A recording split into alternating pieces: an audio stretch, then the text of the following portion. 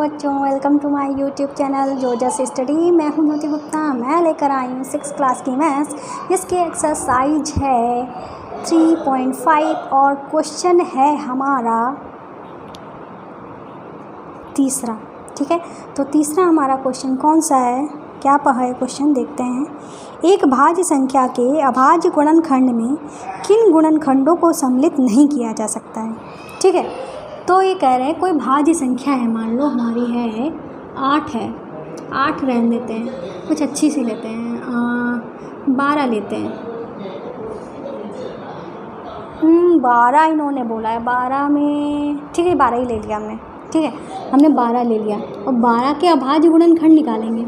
ठीक है, तो हमको क्या पता है 12 जो होता है 3 चक्कू 12, मतलब 12 के जो गुणनखंड होंगे ये आए हमारे। तो 12 के जो गुणनखंड आए सारे अभाज्य ही हैं, 3 भी अभाज्य है, 2 भी अभाज्य है। ठीक है, आपको बता दें 2 जो है वो एकमात्र सम अभाज्य संख्या है, सम भी है अभाज्य भी है। सिर्फ एक ही ऐसी संख्या है जो अभाज्य भी है और सम है। ठीक है, और बाकी जितनी भी हमारी अभाज्य संख्याएं हैं सब विषम है, सिर्फ 2 के छोड़ के। ठीक है, तो ये हमारे क्या निकल के आए, गुणनखंड निकल के आए। अब ये क्या कर, अब सारे हमारे दोनों जो हैं वो हमारे अभाज्य ही हैं। ठीक है, अब ये क्या कह रहे हैं, ये क्या कह रहे हैं कि एक भाज्य संख्या के अभाज्य गुणनखंड में ये हमारी भाज्य है ना, इस अभाज्य संख्या के अभाज्य गुणनखंड। ठीक है, ये हमारी कैसी संख्या है, भाज्य संख्या है, इसके गुणनखंड हमारे कैसे हैं, अभाज्य हैं। ठीक है, ये कह रहे हैं अभाज्य गुणनखंड में किन गुणनखंडों को सम्मिलित नहीं किया जा सकता है। ठीक है, तो किन गुणनखंड को सम्मिलित नहीं किया जा सकता है, तो अगर हम इसके गुणनखंड में गुणे 1 कर दें तो आपसे कहेंगे कोई फ़र्क पड़ेगा इसके आंसर में, तो आप कहोगे नहीं पड़ेगा। मैं कहूँगी कैसे, तो आप कहेंगे कि गुणा करके देख लीजिए मैम, 3 दूनी 6, 6 दूनी 12, 12 एकम 12, आंसर में कोई फ़र्क नहीं पड़ा। पर ये कह रहे हैं कि अभाज्य गुणनखंड में इनके सारे जो गुणनखंड हैं वो सारे अभाज्य होने चाहिए, मतलब इसमें हम किसको नहीं शामिल कर सकते हैं। तो भाई हमारी 1 जो है इसको नहीं शामिल कर सकते। क्यों नहीं शामिल कर सकते, क्योंकि 1 जो है ना तो हमारा भाज्य है ना ही अभाज्य है।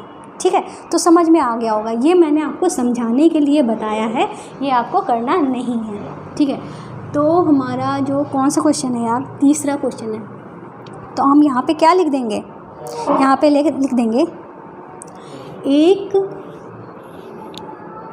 भाज्य संख्या के अभाज्य गुणनखंड में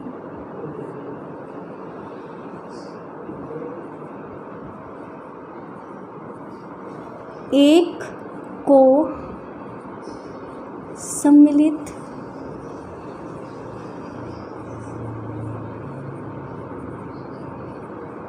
नहीं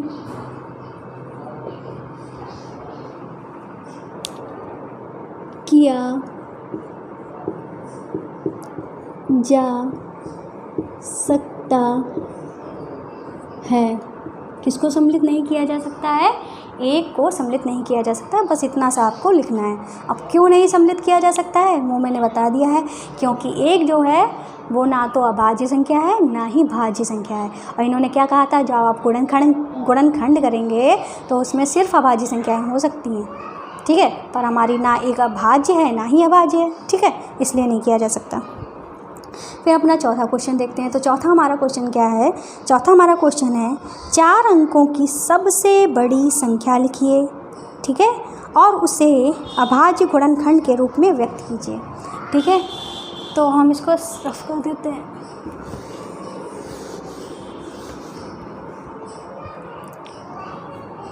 तो आप बता सकते हैं कि 4 अंकों की सबसे बड़ी संख्या क्या होती है, जल्दी से कमेंट करिए आप लोग।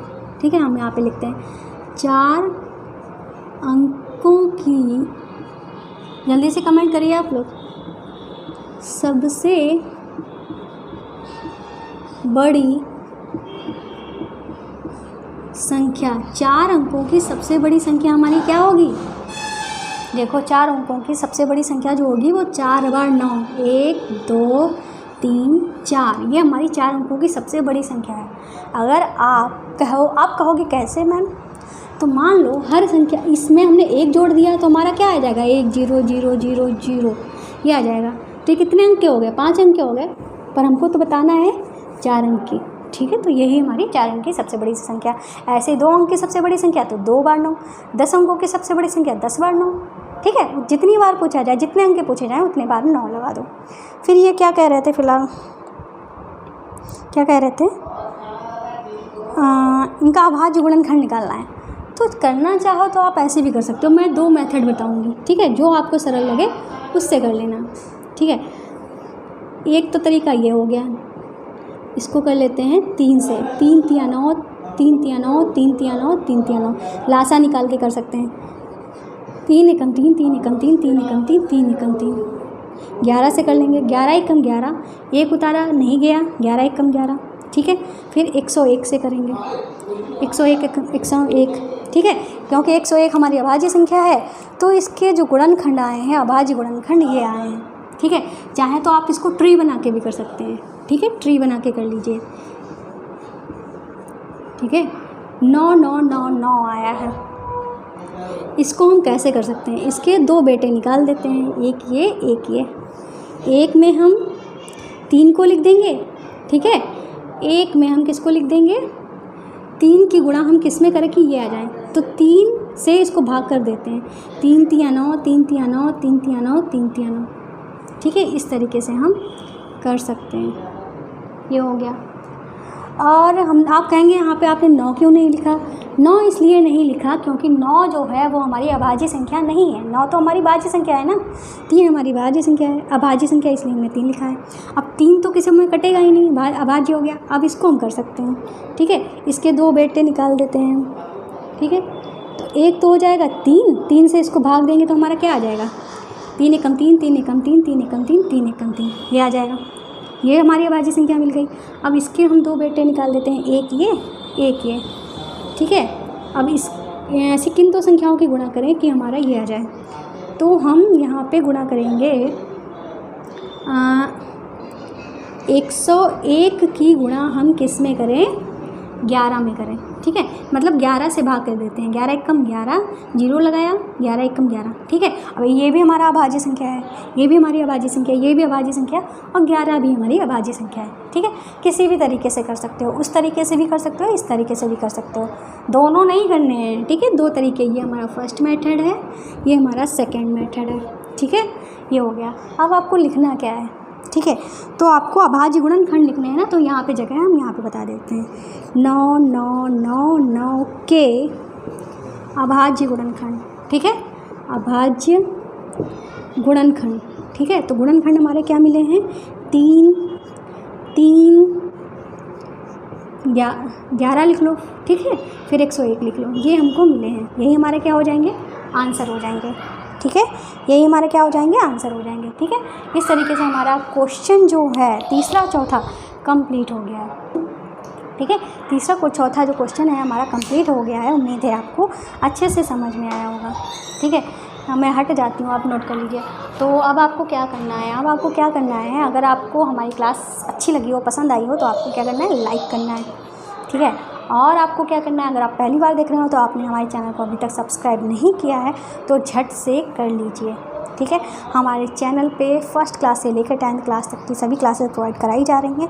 अगर आप देखने में इंटरेस्टेड हों और जो भी हमारी क्लासेस पढ़ना चाहता हो, आप उनको शेयर कर सकते हैं। और इस आपके अदर्स चैप्टर और इस चैप्टर की प्लेलिस्ट जो है सब आपको डिस्क्रिप्शन बॉक्स में मिल जाएगी लिंक के साथ, नहीं तो आप चैनल की प्लेलिस्ट में जाकर देख सकते हैं, वहाँ भी आपको मिल जाएगी।